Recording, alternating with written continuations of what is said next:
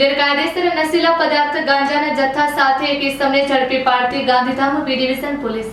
જિલ્લામાં નશીલા પદાર્થોના વેચાણ અને હેરાફેરીને અટકાવવા માટે પોલીસ મહાનિરીક્ષક ચિરાગ કોરડિયા, પોલીસ અધિક્ષક સાગર બાગમાર તથા નાયબ પોલીસ અધિક્ષક મુકેશ ચૌધરીના માર્ગદર્શન હેઠળ સે નો ટુ ડ્રગ્સ અભિયાન અંતર્ગત સતત કાર્યવાહી કરવામાં આવી રહી છે. તે અંતર્ગત પોલીસ ઇન્સ્પેક્ટર એસવી ગોજિયાના માર્ગદર્શન હેઠળ ગાંધીધામ બી ડિવિઝન પોલીસના સર્વેલન્સ સ્ટાફે પેટ્રોલિંગ દરમિયાન મળેલી ચોક્કસ બાતમીના આધારે જવાહરનગર વિસ્તારમાં દરોડો પાડી એક ઇસમને ગેરકાયદેસર રીતે નશીલા પદાર્થ ગાંજાના જથ્થા સાથે ઝડપી પાડ્યો હતો.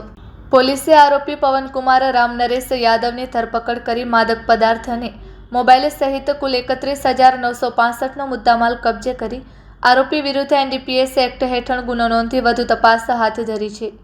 આ કામગીરી ગાંધીધામ બી ડિવિઝન પોલીસ સ્ટેશનના police inspector SV Gojiya, police sub inspector LN Vantiya, police sub inspector NB Bambha તેમજ સર્વેલન્સ સ્ટાફના પોલીસ કર્મચારીઓ દ્વારા કરવામાં આવેલ છે. Report by Bharati Makhijani, Gandhidham.